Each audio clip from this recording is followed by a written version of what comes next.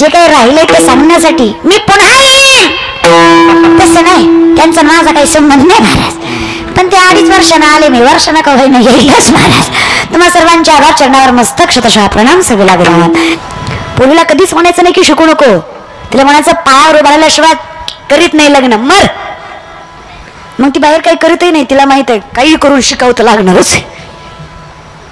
हे तुमच्या हातात आहे ग. आणि मुलींनो, मैत्रीण बहीण काय समजत ते समजा, पण पायाला हात लावतो तुमच्या. कधीतरी रातच्या 12 वाजता उठा, बापाच्या अंथरुणाजवळ जा, जिजले पाय सुरकुत्या पडला चेहरा बघा आणि बापाच्या पायाला हात लावून वचन घ्या. आकाश ठेंगणं पडेल, इतकी प्रगती करेल, पण बाबा तुमच्या नावाला कलंक लागेल असं जिंदगीत कधी वागणार नाही, एवढं आपल्या हातात.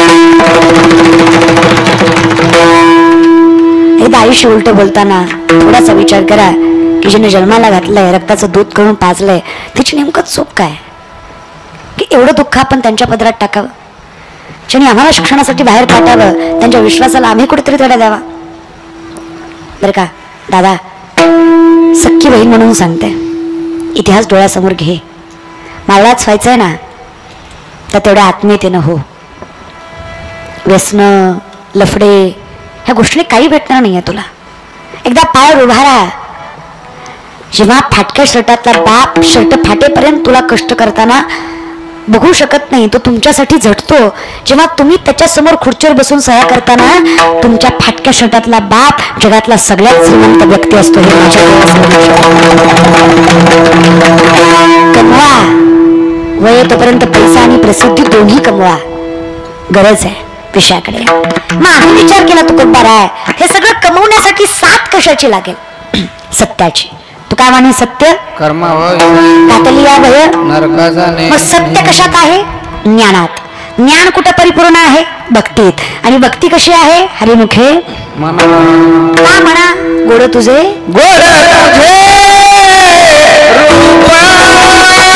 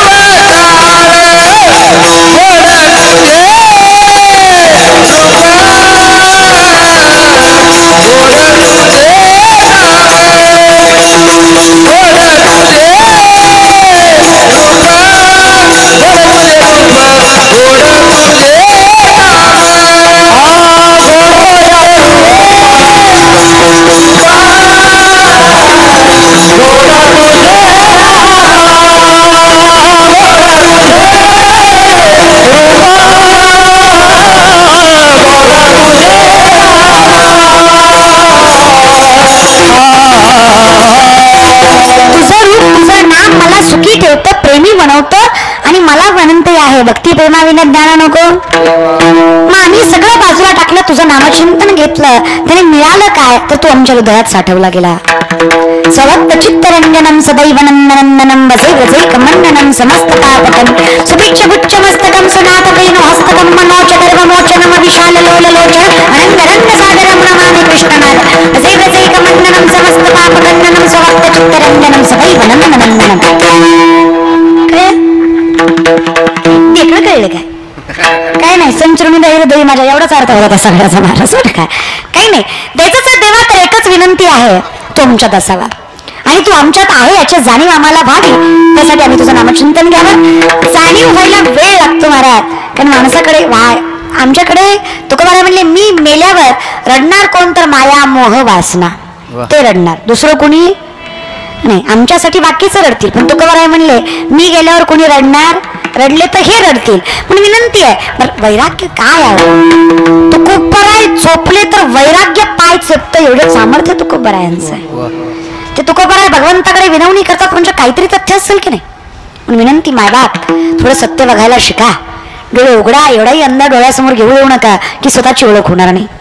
पण साधा प्रश्न विचारू, ज्याला घरातला बाप कळला नाही त्याला जगाचा बाप कळणार आहे? कळणार आहे? ज्याला घरातली माय कळली नाही त्याला जगाची माय कळणार आहे? ज्याला माणूस कळला नाही त्याला देव कळणार आहे? अरे आम्हाला आम्हीच नाही कळलो. अरे एवढे व्यसनाच्या आधीन गेली माणसं, आम्ही स्वतःच्या शरीराची किंमत नाही केली कधी.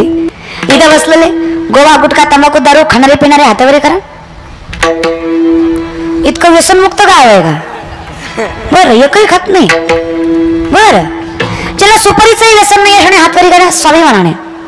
1 2 3 4 5 6 7 8 9 10 11 तुमच्यावर विश्वास आहे माझा. ऍडजस्ट सर का घ्या खाली. आहे 10 15 आहेत जे खात आहेत त्यांचं काय करायचं? काही म्हणा रे, हे तुम्हाला काय वाटतं? आता हे आमचे पोरं सुद्धा बोलतात तुम्ही ईश्वर आहे आम्ही तुमचे मावळे. अरे तुम्ही डोम कावळे मावळे होय रे. हे काही म्हणा, पण मावळे मांसाहार करत होते का? नाही, मावळे मांसाहारी तरी त्यांच्या शरीरवृष्टीचा विचार केला ना, 32 इंच छाती 140 पेक्षा 60 किलो वजन 7.5 ते 7 फूट उंची, नजरेत असा अंदर की अर्धा तर बघून गार व्हायचा. आमच्या पोराकडे बघा, शरीरच नाही पण डोकंही कमी आहे आमच्याकडे. कारण खाण्यावर बुद्धी चालते हे मान्य. युक्त आहार तो इंद्रियाशी, आपलं खाण्यावर बुद्धी चालते हे मान्य, आपलं शास्त्र मान्य करतं. आणि आपलं खाणं किती विचित्र आहे बघा. बुद्धी कशी चालणार आहे? 31 डिसेंबरच्या पार्ट्या हाणल्या असत्या, खोटं बोल नका, हाणल्या असत्या. ज्यानं 31 डिसेंबरला बोकड खाल्लं या बहिणीची गॅरंटी अजून 4 वर्ष बायको नाही भेटणार तुला.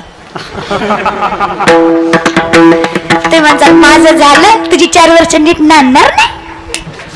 ते म्हणतात बायकोचा बोकडाचा काय संबंध आहे? चला या युक्त आहार विहार. बोकडाशी जात आहे, आईने जन्माला घातलं त्या आईवर 3 महिन्याच्या आत वाईट नजर टाकतं. शेतकरी तुम्हाला माहित असेल. आता मग मला सांगा, बोलल्यावर झोमतं तुमच्या कानाला लागतं, पण जे आईवर नजर टाकतं असं जनावर खाऊन बलात्कार वाढतील का कमी होतील? धर्म राहील का भ्रष्ट होईल? आणि मग मला सांगा साकार करायचं का? आता टाळ्या सुद्धा प्रेमानं त्यांनाच वाजवल्या जे खात नाही. बाकीच्या आपण वाजवायचे होय, आपणच खायचो आपणच वाजवायचं असं असतं बरे. अरे येड्या इथून पुढं खाणार नाही काही म्हणा, पण इतिहास दोहरला गेला पाहिजे. काय मावळे होते मारे माझे शिवाचे अरे शिवाचे नाही कुणाची भीती,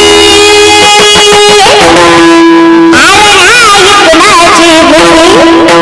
दैवत छत्रपती नामचं, दैवत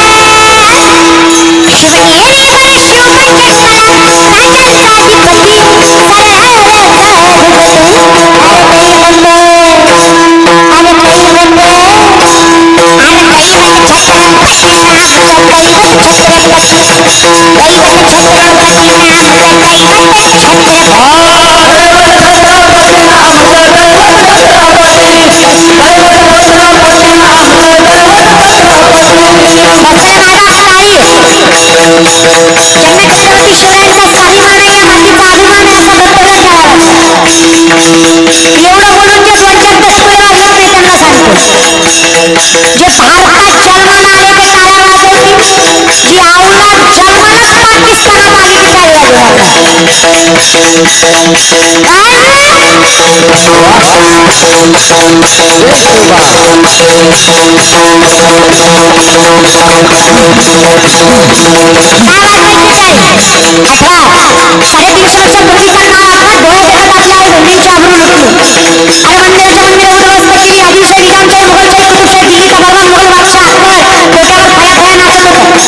मुठभर मावळे हातात माझी माझी तानाची असाची सूर्याची बेनाची सोनाची फुकट मनाची संताची मोरोची बहिरची मोरे गोरपडे वळते मुंबाळकर बांधवकर जेडे